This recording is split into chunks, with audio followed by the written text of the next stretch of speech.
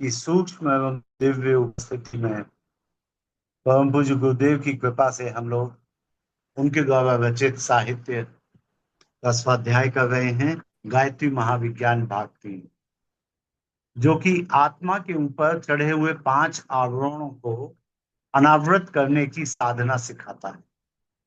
गायत्री मंजरी नामक एक पुस्तक की रचना परम पूज्य गुरुदेव ने की थी, जिसमें 46 श्लोक हैं।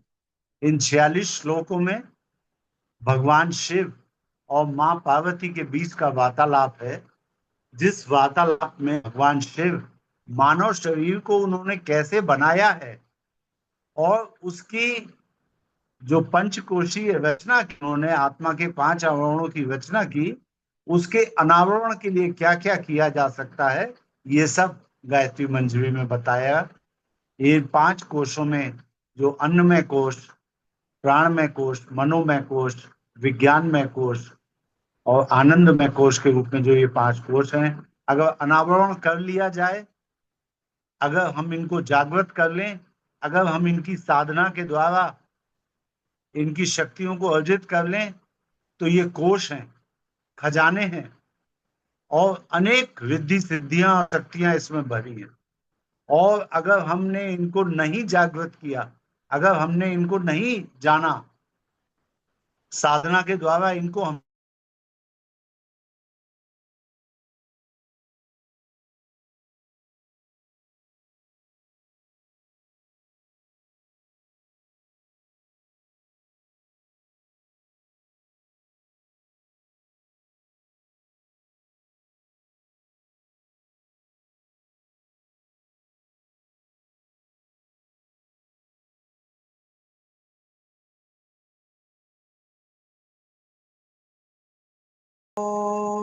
भूर्भुवः स्वः तत्सवितुर्वरेण्यम्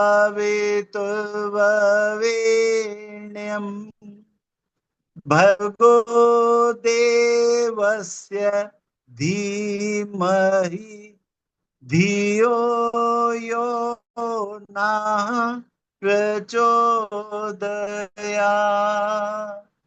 ओम गुरुर्ब्रह्मा गुरुर्विष्णु गुरुरेव महेश्वर गुरुरेव परब्रह्म तस्मै श्री गुरुवे नमः। तस्मै श्री गुरुवे नमः।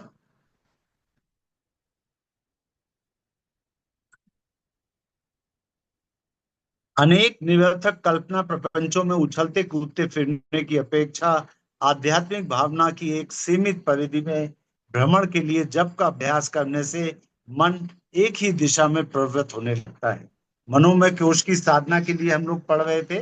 मनोमय कोश की साधना के विषय में बताया परम पूज्य गुरुदेव ने कि मनोमय कोश को हम 4 तरह से जागृत कर सकते हैं: ध्यान, त्राटक, जप और तन्मात्रा से साधन। तो ध्यान, त्राटक और तीसरा है जप। जप के विषय में गीता के अध्याय 6 के 34वें और 35वें श्लोक की तरफ आपका ध्यान में आकर्षित करूंगा। कुरुक्षेत्र की युद्ध भूमि में दोनों ओर पांडवों और कौरवों की सेनाएं खड़ी हैं। युद्ध आरंभ होने के पहले अर्जुन अपने सारथी भगवान श्री कृष्ण से, योगेश्वर श्री कृष्ण से कहते हैं कि मेरे रथ को दोनों सेनाओं के मध्य में ले चलिए, मैं देख तो हूं मुझे किनसे युद्ध करना है।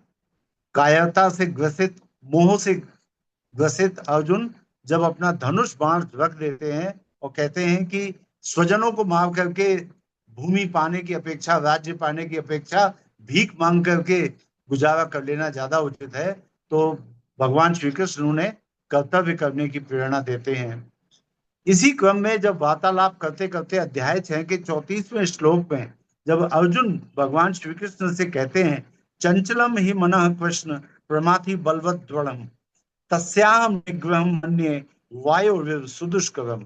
अर्थात क्योंकि हे श्री कृष्ण, ये मन बड़ा चंचल है, प्रमथन स्वभाव वाला, बड़ा दृढ़ और बलवान है, इसलिए उसका वश में करना मैं वायु को रोकने की भांति अत्यंत दुष्कर मानता हूं। ये कह रहे हैं अर्जुन भगवान श्री कृष्ण से। अर्जुन कह रहे हैं, हे श्री कृष्ण, ये मन बहुत चंचल है, प्रमथन स्वभाव वाला है, बहुत दृढ़ और बलवान है, इसलिए उसका वश में करना मैं वायु को रोकने की भांति अत्यंत दुष्कर मानता हूं। तो श्री भगवान कहते हैं, असंशय महाबाहो मनो दुर्निग्रहम चलम अभ्यासेन तु कौन्तेय वैराग्येण च गृह्यते। असंशय महाबाहो, महाबाहो अर्जुन के लिए शब्द यूज किया है भगवान श्री कृष्ण ने। भगवान श्री कृष्ण कह रहे हैं, हे महाबाहो, निसंदेह मन चंचल और कठिनता से वश में होने वाला है, परंतु हे कुंती पुत्र अर्जुन, अभ्यासेन तू कौन्तेय, कौन्तेय माने कुंती का बेटा, कुंती पुत्र अर्जुन, अभ्यासेन तू कौन्तेय वैराग्येण च गृह्यते। अभ्यास से और वैराग्य से ये मन वश में हो जाता है। वही बात परम पूज्य गुरुदेव कह रहे हैं कि अनेक निरर्थक कल्पना प्रपंचों में उछलते कूदते फिरने की अपेक्षा आध्यात्मिक भावना की एक सीमित परिधि में भ्रमण के लिए जप का अभ्यास करने से मन एक ही दिशा में प्रवृत्त होने लगता है। आत्मिक क्षेत्र में मन लगा रहना उस दिशा में एक दिन पूर्ण सफलता प्राप्त होने का सुनिश्चित लक्षण है। अभ्यास के लिए भगवान श्री कृष्ण कहते हैं कि अभ्यास और वैराग्य से ये मन कंट्रोल हो जाता है। तो अभ्यास क्या करें? जप का अभ्यास करें।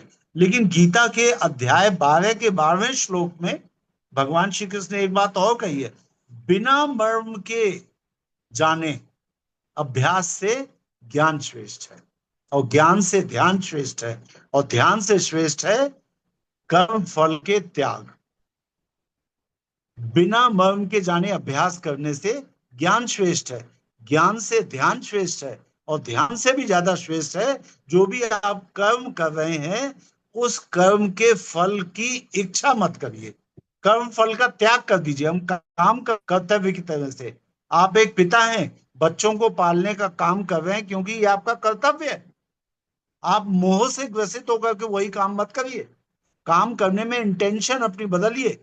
काम जब आप कर रहे हैं परिवार को पालने का, तो ये सोच के करें कि ये मेरा कर्तव्य है, भगवान श्री कृष्ण के चरणों में ये मेरी आहुति है कि मैं अपने बच्चों को पाल रहा हूं। अगर इस दृष्टिकोण से आप काम करेंगे तो आपको कोई भी कर्म करने का बुरा फल नहीं मिलेगा। तो भगवान श्री कृष्ण कह रहे हैं कि आत्मिक क्षेत्र में मन लगा रहना उस दिशा में एक दिन पूर्ण सफलता प्राप्त होने का सुनिश्चित लक्षण है। गुरुदेव कहते हैं, मन रूपी भूत बड़ा बलवान है, यह सांसारिक कार्यों को भी बड़ी सफलता पूर्वक करता है, और जब आत्मिक क्षेत्र में जुट जाता है तो भगवान के सिंहासन को हिला देने में भी नहीं चूकता। मन की उत्पादक, रचनात्मक एवं प्रयोग शक्ति इतनी विलक्षण है कि उसके लिए संसार की कोई वस्तु असंभव नहीं। भगवान को प्राप्त करना भी उसके लिए बिल्कुल असंभव नहीं, भगवान को प्राप्त करना भी उसके लिए बिल्कुल सरल है। कठिनाई केवल एक नियत क्षेत्र में जमने की है। सो जप के व्यवस्थित विधान से वह भी दूर हो जाती है। जब आप जप का अभ्यास करेंगे तो बार बार एक ही गायत्री मंत्र का जाप करने से गायत्री मंत्र आपके मन और बुद्धि में से होता हुआ चित्त में स्थापित हो जाएगा। जिस दिन जब आपके चित्त में गायत्री मंत्र स्थापित हो जाएगा तो सोते जागते हर समय गायत्री मंत्र आपके होता रहेगा। जिस स्थान पे आप सोएं, कोशिश करें आपके निगाह में सदैव गुरुदेव माता जी का चित्र रहे, आपकी निगाह में सदैव रामकृष्ण परमहंस का, स्वामी विवेकानंद का, माँ शारदा का एक चित्र रहे। वो लोग ध्यान में स्थित हैं, उनकी ध्यान की अवस्था का चित्र आपके नेत्रों में सदा बसा रहे। आंखें बंद करें, स्वामी विवेकानंद, रामकृष्ण परमहंस, माँ शारदा, परम पूज्य गुरुदेव पंडित श्रीराम शर्मा आचार्य, परम वंदनीय माता जी श्रीमती भगवती देवी शर्मा आपके चित्त में बस जाएं। बस अभ्यास ऐसा हो।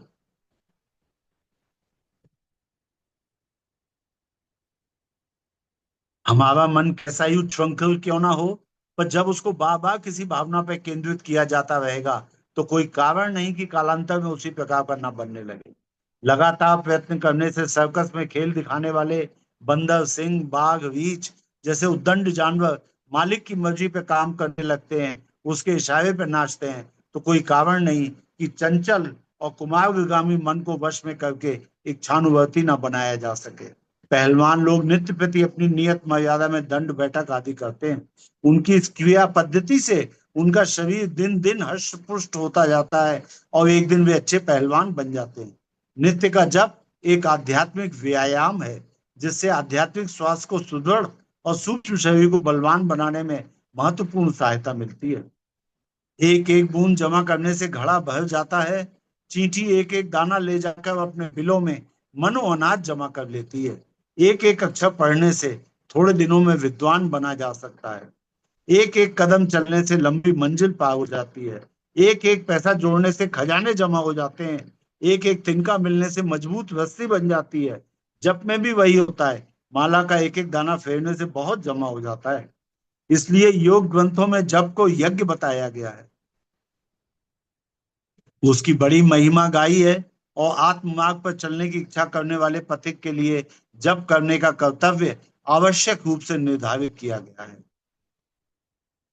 जप में प्राण कैसे आए, इसके लिए गुरुदेव ने बहुत विस्तार से लिखा है। श्रद्धेय डॉक्टर प्रणव पंड्या भी इस बात पे अक्सर जोर देते हैं कि जप की लंबाई बढ़ाने के चक्कर में आप ना रहें, आप जप की गहराई बढ़ाने के चक्कर में रहें। आप इस बात पे ध्यान दें, मैंने आपसे कहा कि आज आप जा करके गीता का स्वाध्याय करिएगा। अध्याय 6 के 34 और 35 नंबर श्लोक को पढ़ के समझिए कि कृष्ण और अर्जुन के संवाद के बीच में क्या चल रहा है। फिर अध्याय 12 का 12वां श्लोक भी आप पढ़िए। अध्याय 12 का 12वें श्लोक में दिया हुआ है कि बिना मर्म जाने जप का अभ्यास करने से श्रेष्ठ है ज्ञान।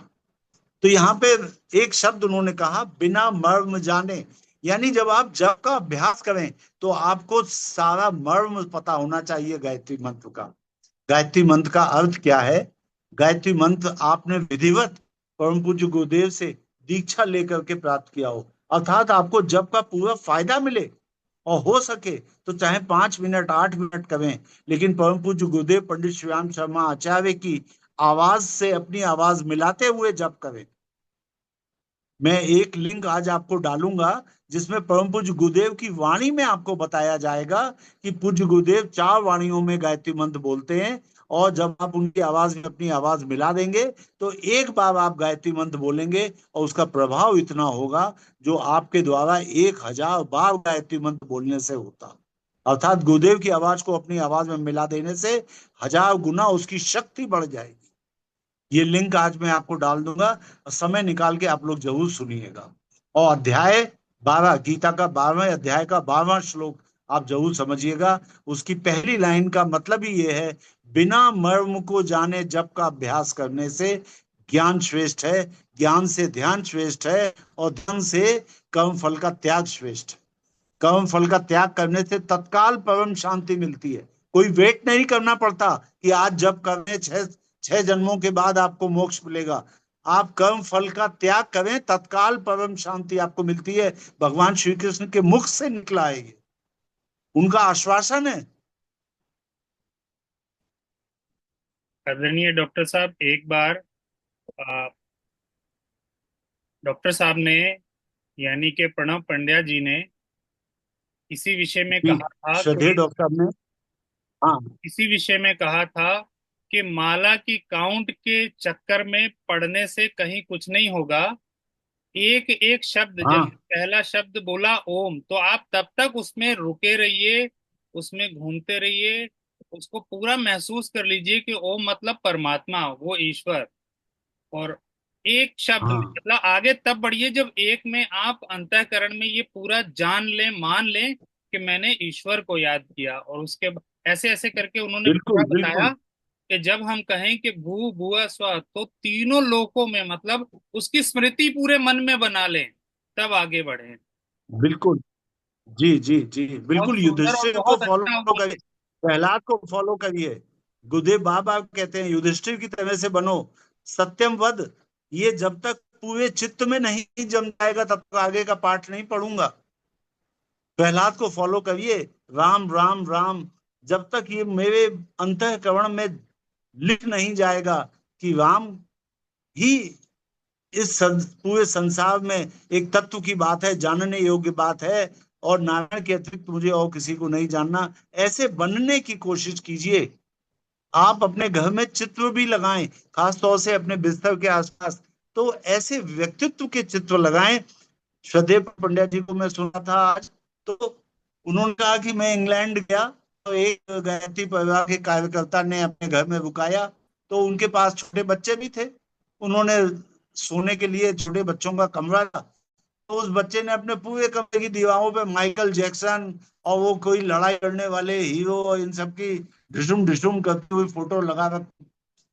तो उन्होंने कहा भैया मैंने निवेदन किया कि इनको किसी सूती कपड़े से या सफेद कपड़े से ढक दो, और एक मेरे लिए तुम बस गुरुदेव माता जी का चित्र ला के रख दो मेज पे, उनके बिना मुझे नींद नहीं आएगी। तो आप हर समय किसकी ओर निहारे हैं, उनके जैसे बनते जाएंगे आप। किसको अपने चित्त में बसाते हैं, उनके जैसे बनते जाएंगे आप। ध्यान में हुए श्री रामकृष्ण परमहंस का चित्र अपने सामने रखिए, आप देखिए निश्चित रूप से उनकी शक्ति आपके साथ काम करेगी। परम गुरुदेव परम वंदनीय माता जी के चित्र अपने सामने रखिए, आपकी निगाह सदैव उन पर रहे, चित्त में रहे, रमने लगे वो।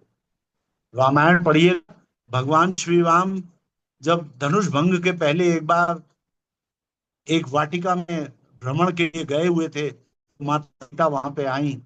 तुलसीदास जी ने लिखा है, राम चितई राम ने सीता जी को देखा नहीं, चित्त में उतार लिया। माँ सीता के दर्शन उन्होंने ऐसे किए कि उन्होंने सीता जी को देखा नहीं, कि उन्होंने देखा सीता जी भी फूल तोड़ने आई हुई हैं, ऐसा कुछ नहीं लिखा तुलसीदास जी ने। तुलसीदास जी ने लिखा कि भगवान श्री राम ने माँ को जब देखा तो देखते ही उनके चित्र को अपने चित्त में उतार लिया।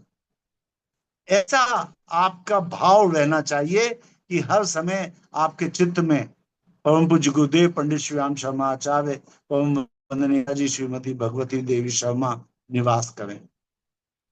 डॉक्टर साहब, यहाँ पे एक हमारा एक छोटा सा प्रश्न है।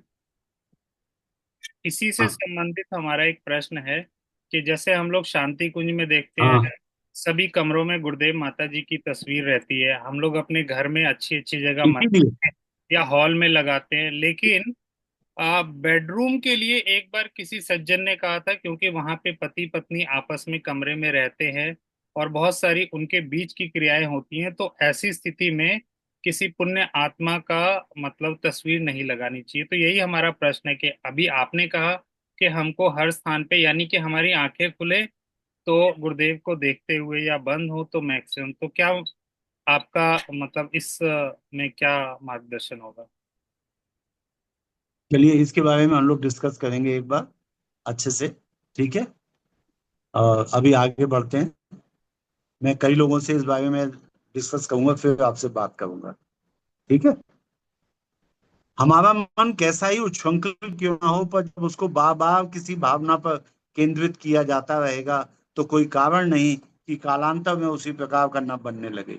लगातार प्रयत्न करने से सर्कस में खेल दिखाने वाले बंदर, सिंह, बाघ, रीछ जैसे उद्दंड जानवर मालिक की मर्जी पे काम करने लगते हैं, उस इशारे पे नाचते हैं, तो कोई कारण नहीं कि चंचल और कुमारगामी मन को वश में करके इच्छानुवर्ती ना बनाया जा सके।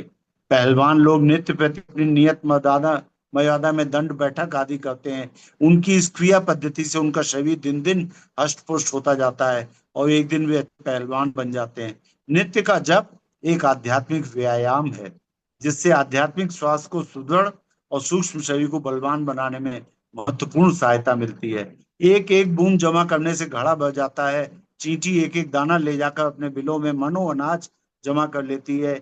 एक एक अक्षर पढ़ने से थोड़े दिनों में विद्वान बना जा सकता है। एक एक कदम चलने से लंबी मंजिल पार हो जाती है। एक एक पैसा जोड़ने से खजाने जमा हो जाते हैं। एक एक तिनका मिलने से मजबूत रस्सी बन जाती है। जप में भी वही होता है, माला का एक एक दाना फेरने से बहुत जमा हो जाता है। इसलिए योग ग्रंथों में जप को यज्ञ बताया गया है, उसकी बड़ी महिमा गाई है। और आत्म मार्ग पर चलने की इच्छा करने वाले पथिक के लिए जप करने का कर्तव्य आवश्यक रूप से निर्धारित किया गया है। गीता के अध्याय 10 श्लोक 25 में कहा गया है कि यज्ञों में जप यज्ञ श्रेष्ठ है। मनुस्मृति में अध्याय 2 श्लोक 86 में बताया गया है कि होम, बलिकर्म, श्राद्ध, अतिथि सेवा, पाक यज्ञ, विधि यज्ञ, दर्श पौर्ण मासादि यज्ञ सब मिलकर भी जप यज्ञ के 16वें भाग के बराबर नहीं होते। महर्षि भारद्वाज ने गायत्री व्याख्या में कहा है कि समस्त यज्ञों में जप यज्ञ अधिक श्रेष्ठ है। अन्य यज्ञों में हिंसा होती है। ये तब की बात हो रही होगी, मध्य युग में जपों में लोग बलि देने लग गए थे। जप करने के समय पर पशु बलि भी देने लगे होंगे, इस वजह से लिखा है गुरुदेव ने। अन्य यज्ञों में हिंसा होती है पर जप यज्ञ में नहीं होती। जितने कर्म, यज्ञ, दान, तप हैं, सब जप यज्ञ की 16वीं कला के समान भी नहीं होते। समस्त पुण्य साधना में जप यज्ञ सर्वश्रेष्ठ है। इस प्रकार के अगणित प्रमाण शास्त्रों में उपलब्ध हैं। उन शास्त्र वचनों में जप यज्ञ की उपयोगिता एवं महत्ता को बहुत जोर देकर प्रतिपादन किया गया है। कारण यह है कि जप मन को वश में करने का रामबाण अस्त्र है, और यह सर्वविदित तथ्य है कि मन को वश में करना इतनी बड़ी सफलता है कि उसकी प्राप्ति होने पर जीवन को धन्य माना जा सकता है। समस्त आत्मिक और भौतिक संपदाएं संयत मन से ही तो उपलब्ध की जाती हैं। जप यज्ञ के संबंध में कुछ आवश्यक जानकारियां नीचे दी जाती हैं। नंबर 1, जप के लिए प्रातः काल एवं ब्राह्म मुहूर्त सर्वोत्तम काल अब है। इससे ऊपर की 2 घंटे रात में। इससे ऊपर की जो क्या कह रहे हैं भैया? इससे ऊपर की अंतिम लाइन जो अभी अभी हम लोगों ने पढ़ी, समस्त आत्मिक और भौतिक समस्त संपदाएं, ये संयत मन संयत की जगह शायद कुछ, संयत मन से। ये सधा हुआ नहीं मन नहीं, है। संयत मन का मतलब जो कंट्रोल्ड मन है, जितेंद्रिय बुद्धि। संयत मन से मतलब कि कंट्रोल कर लिया गया। समस्त आत्मिक और भौतिक संपदाएं संयत मन से ही तो उपलब्ध की जाती हैं। जप यज्ञ के संबंध में कुछ आवश्यक जानकारियां नीचे दी जाती हैं। संयमित मन भी हो सकता है। यहाँ पे संयत मन का मतलब, संयमित मतलब कंट्रोल कर लिया गया मन।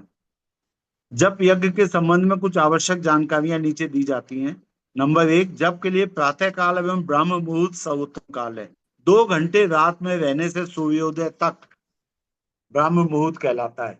मतलब जिस समय सनराइज हो रहा है, सूर्य उगता है, उसके 2 घंटे पहले से लेके सनराइज तक का समय ब्रह्म मुहूर्त कहलाता है। सूर्योदय से 2 घंटे दिन चढ़े तक प्रातः काल होता है। प्रातः काल से भी ब्रह्म मुहूर्त अधिक श्रेष्ठ है। अगर सूर्य उगने के 2 घंटे पहले से आप जप कर लें तो बहुत अच्छा है।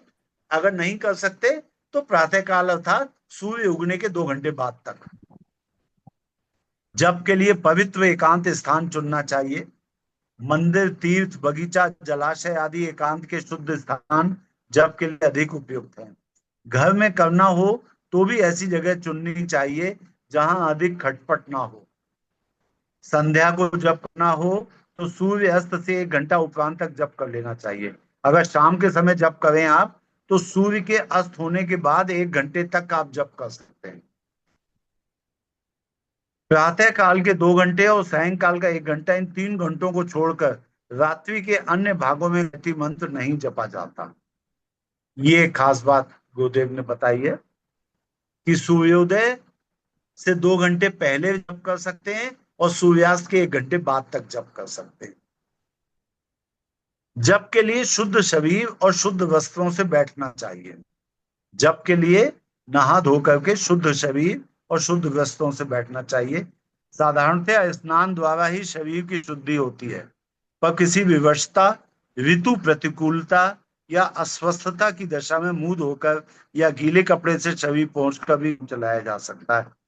नित्य धुले वस्त्रों की व्यवस्था ना हो सके तो रेशमी या ऊनी वस्त्रों से काम लेना चाहिए। जप के लिए बिना बिछाए न उठना चाहिए। कुश का आसन, चटाई आदि घास के बने आसन अधिक उपयुक्त हैं। सबसे अच्छा आसन कुश का। पशुओं के चमड़े, मृगछाला आदि आजकल उनकी हिंसा से प्राप्त होते हैं, इसलिए ये निषिद्ध है। तो जप के लिए जब भी आप बैठें तो कुश का आसन होना चाहिए, लेकिन चमड़ा बिछा करके ना करें। जैसे आपने तस्वीरों में देखा होगा, हिरन की तस्वीर, हिरन की खाल के ऊपर कोई बैठा जप कर रहा है, या शेर की खाल के ऊपर। तो वो लोग जंगल में रहते हैं, जंगल में उनको मरे जानवर की खाल मिल जाती होगी। वो उन्होंने मारा नहीं जानवर, हिंसा नहीं की, मरे हुए जानवर की खाल मिल गई तो उपयोग कर लिया उन्होंने बैठने के। ये अलग बात है। मध्यासन में पालथी मार कर मेरुदंड को सीधा रखते हुए जप के लिए बैठना चाहिए। मुंह प्रातःकाल पूरब की ओर, सायंकाल पश्चिम की ओर है, अर्थात सूर्य की ओर मुख करके बैठे। माला तुलसी की या गंध की होनी चाहिए। कम से कम एक माला नित्य जपनी चाहिए।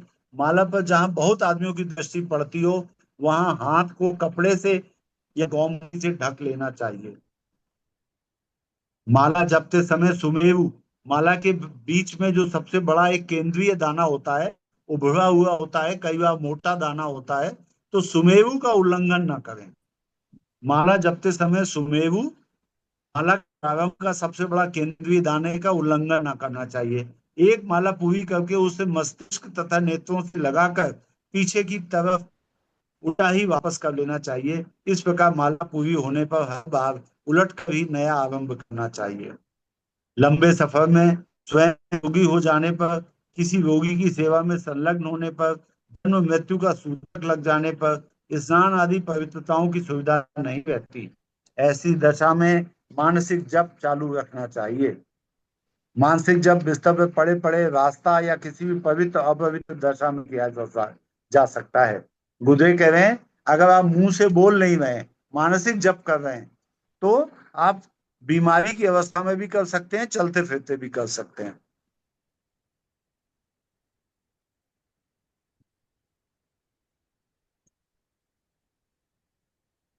जब नियत संख्या पर, नियत समय पर, नियत संख्या में, नियत स्थान पर शांत चित्त एवं एकाग्र मन से करना चाहिए। जप के लिए तीन बातें गुरुदेव बताते हैं। नियत समय पर, नियत संख्या में, नियत स्थान पर शांत चित्त एवं एकाग्र। तो समय, संख्या और स्थान। नियत समय पर, नियत संख्या में, नियत स्थान पर शांत चित्त एवं एकाग्र मन से। नियत समय, स्थान और संख्या से एक फायदा होता है, जैसे बिस्तर होने के लिए होता है। आप अगर बिस्तर पे जाएंगे तो आपको नींद आने लगेगी, बिस्तर पे लेटेंगे।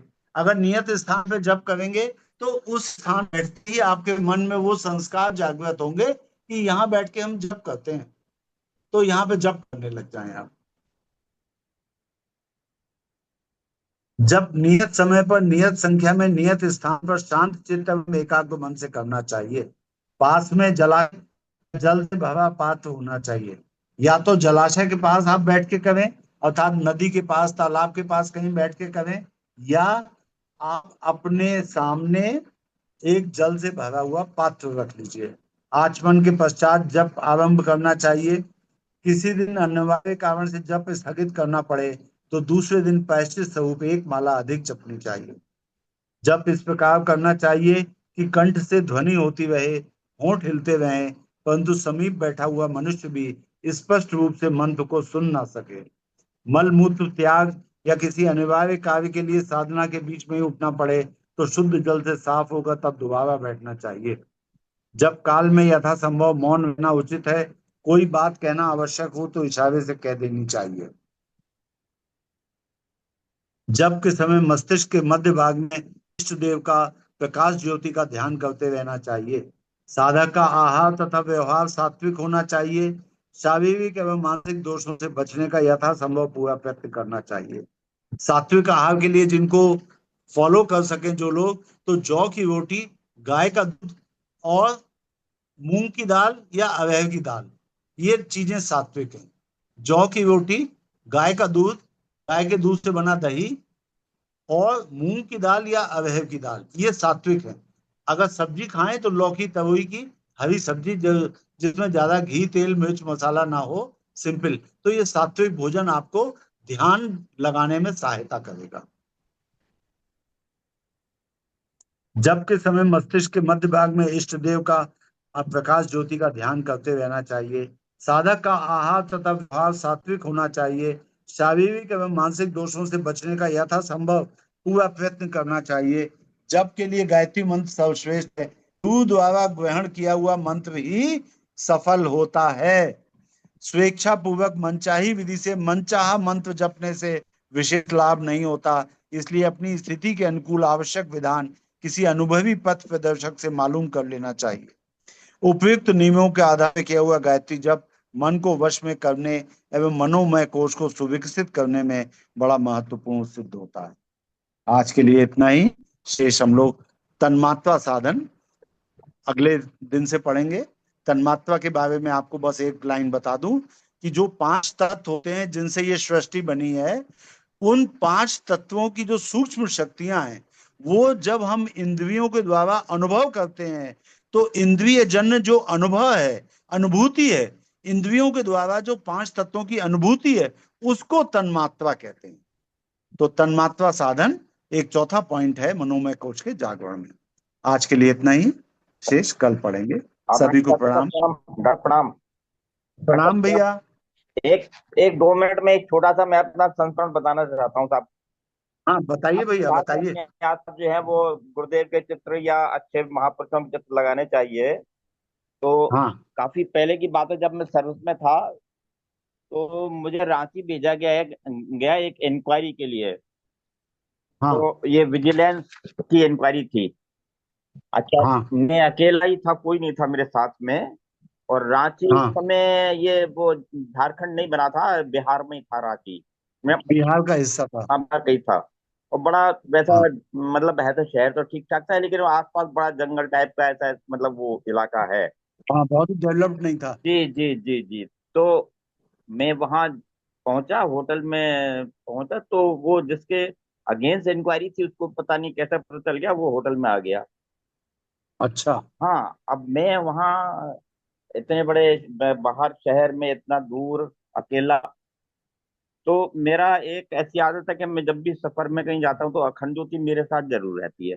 हाँ तो वहाँ चित्र तो था नहीं गुरुदेव का, तो वो अखंड ज्योति मैंने निकाल करके मेज पे रख दी। उसमें माता जी का चित्र बना हुआ था, हाथ से हाथ उठा वो चित्र है ना, माता जी का एक आशीर्वाद देते हुए। अरे वाह, बस बस बस, आपका काम हो हाँ। गया। हाँ, तो मैं वहाँ इंक्वायरी करने के लिए दूर दूर देहात क्षेत्र में इधर उधर गया, जहाँ पर वो उसने आदमी ने काम किए थे, वो सब पता हाँ करने के लिए। तो मैं मतलब मुझे बड़ा आत्मविश्वास बना रहा। कोई कभी कभी लगता था कि मैं ऐसे दूर दराज इलाके में जा रहा हूँ, आ रहा हूँ, और वो व्यक्ति उसको पता है कि मैं यहाँ एक्टिव हूँ। हाँ लेकिन कुछ नहीं हुआ, और वो ठीक ठाक उसके अगेंस्ट में इंक्वायरी दे करके, वो हाँ अगेंस्ट में थी सारी सब सबूत उसके। और हाँ मैं सब चल वापस आ गया। हाँ। तो ये का बड़ा फर्क है कि हमारे साथ में गुरुदेव का चित्र, गुरुदेव का साहित्य, गुरुदेव की खंडोती बिल्कुल बिल्कुल। या माता जी का है, तो वो उससे बड़ा मतलब आत्मबल और मनोबल दोनों बढ़ा हुआ रहता है, बस, और उनकी शक्ति प्राप्त होती रहती है। बिल्कुल भैया ये बिल्कुल। जी, ये ठीक है ठीक साहब, है। धन्यवाद। प्रणाम प्रणाम भैया, सभी को प्रणाम। ओम शांति।